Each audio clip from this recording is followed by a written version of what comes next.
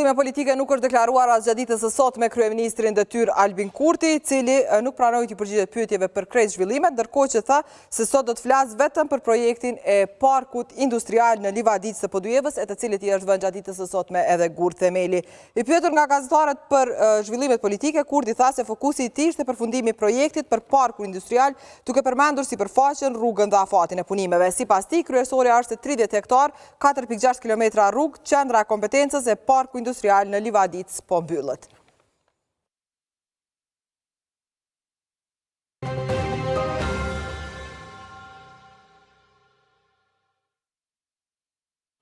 Vetë Albin Kurti jo, për varësit e tij ka nisur që të flasin më të madhe për një çështje që është riaktualizuar, hapja e urës mbi lumin Ibër. Pikërisht për këtë çështje do të flasim tani me Sadri Feratin, ish ministër i pushtetit lokal. Mirëmbrëma zoti Ferati, faleminderit shumë që jeni sonte bashkë me mua në edicionin special.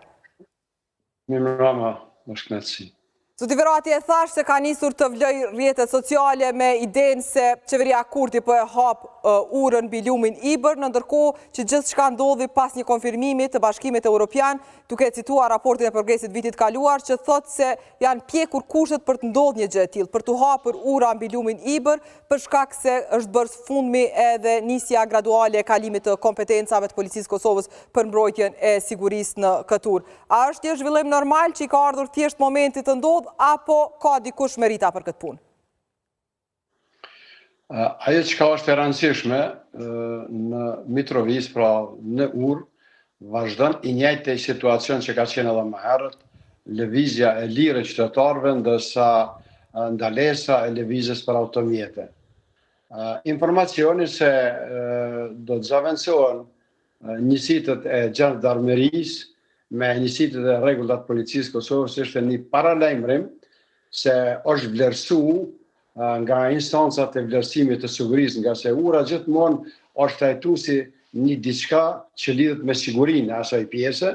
dhe se dihet se cilat janë ato organet sigurisë që kanë vendosur që ajo urë të jetë të mos qarkullohet normalisht sikur edhe në për ura tjera, nga se në atë pjesë qytetit ne kemi disa ura, por ne po flasim për të ashtu quajturën urën kryesore. Dhe ato vlerësime pra ka qenë gjithmonë se nga aspekti i sigurisë është pengesë që ajo qarkullohet. Ndërsa kjo, tani ky vlerësim i ndryshimit të këtij pozicionimi që zaventësohet Gjandarmeria me Policinë e Kosovës, konsiderohet se po vlerësohet një situatë më normale dhe kjo është një diçka e mirë për situatën që nuk na ka befasu, nga se gjithmonë kemi konsideruar se asnjëherë nuk ka pas arsye që të pengohet qarkullimi në atë urë. Ne kemi kriju përshtypje bile se në shumtën e rasteve kjo ka qenë sapo jam plotësu dëshirat atij presioni që ka qenë nga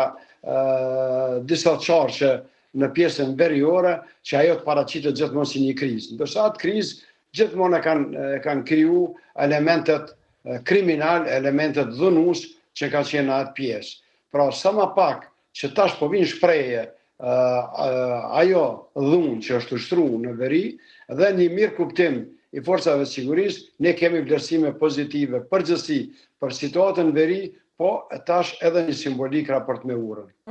Zoti Ferati, ju në vazhdimsi keni thënë se do të vijë një moment i tillë dhe duhet të hapet kjo urë dhe do të hapet ura mbi lumin Ibër edhe për qarkullimin tjetër, në ndërkohë që ku e ka gjenezën krejt kjo çështje, prej cilës marrëveshje derivon hapja e urës së Ibrit, sepse ju keni qenë ministri i pushtetit lokal, jeni marrë shumë me këtë çështje.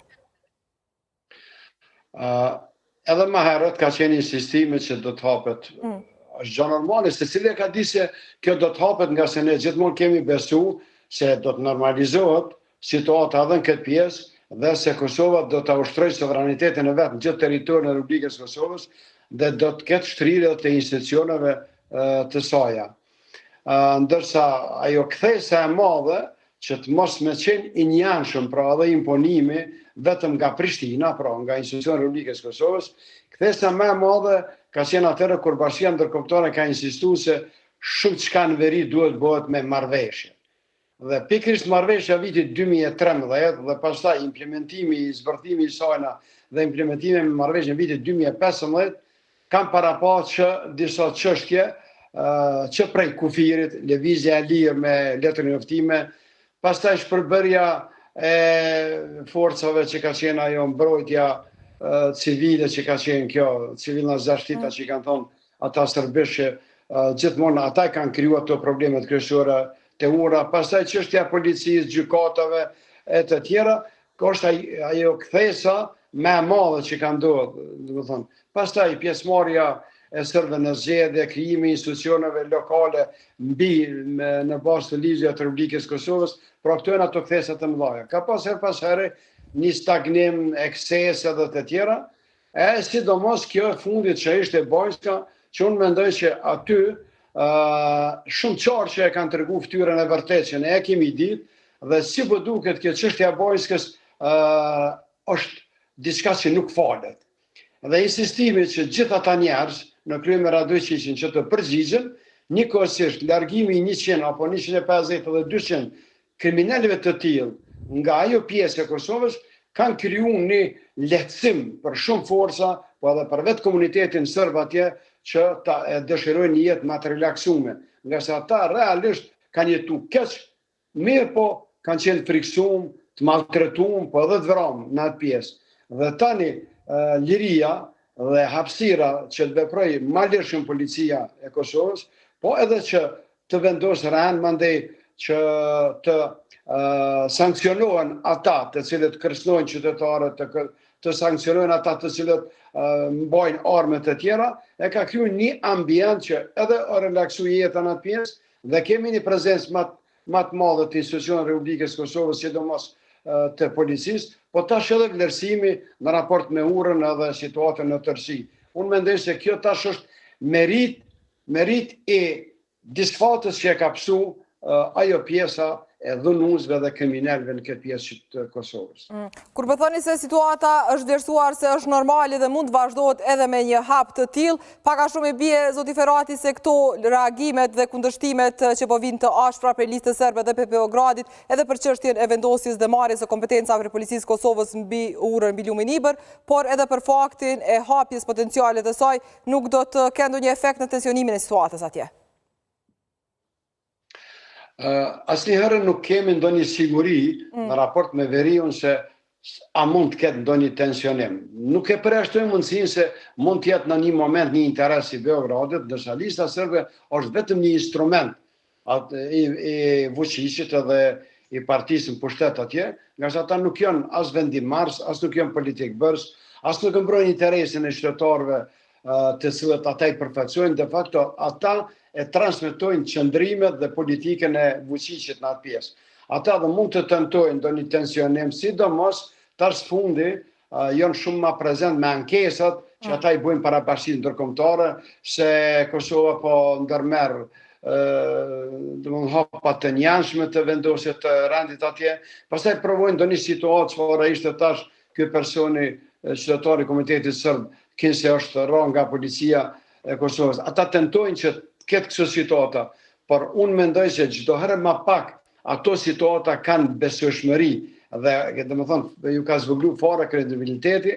dhe çka është më rëndësi, ata presin shumë me implementimin e marrëveshjes Ohrit, se ata do të përfitojnë tani disa ingerenca dhe disa kompetenca që pastaj ata do të bojnë prapë do t'i kthejnë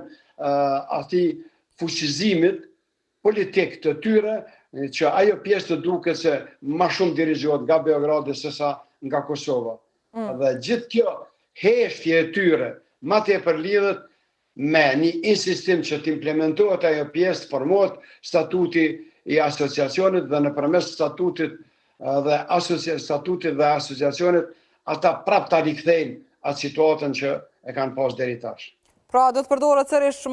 ka mundësi që të përdoret sërish edhe çështja e urës së Ibrit dhe tensionet potenciale për të përfituar diçka që Serbia ka bërë vazhdimsi?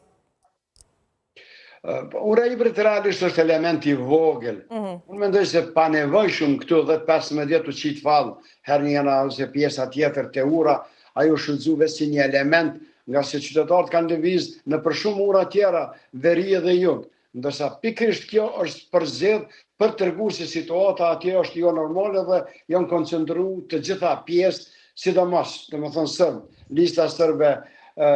ajo mbrojtja civile, rojet e urës dhe të tjera, janë koncentruar sepse i ka ardhur më lehtë që në një 50 metra, 100 metra katror me i bo gjitha ato probleme që i ka bo. Mirë po, edhe mos jetë ura, ata kanë shpresat që në përmes të institucioneve lokale që ata de facto kanë shumicën aty, por edhe disa kompetencave që mund t'i marrë nesër në përmes të asociacionit, në një farforme ata të tregojnë se aty ata janë vendimarrësit, që ata janë shumica atje dhe aty mund të jenë përqusit më të mëdhenj të politikës serbe për atë pjesë. Por unë mendoj se në mas të madhe varet pikërisht për faktorin ndërkombëtar dhe sidomos prej KFOR-it, më herët edhe Uleksi që dita ditës po defaktorizohet, të cilët realisht atë sa ata krijojnë hapësirë, komuniteti serb atje gjithsesi lista serbe dhe Vučići mund të paraqiten dhe të deformojnë situatë ose të krijojnë probleme, tensione dhe të tjera. Megjithatë, duke u bazuar në të drejtën, por duke u bazuar edhe në një diçka absolute, se pavarësia e Kosovës është irreversibile, pra nuk flitet kur se ajo mund të ndodhë diçka ndryshe, se ajo shtrihet në një territor të caktuar i pakontestueshëm dhe se institucionet e Republikës Kosovës janë kompetente dhe janë legale dhe duhet shtrihen autoritetin e vet në çdo pjesë të Kosovës, pra edhe në atë pjesë. Dhe marr parasysh këtë, unë mendoj se edhe ajo në cilën ata nesër androjnë dhe nuk duken që janë përfaqësues normal,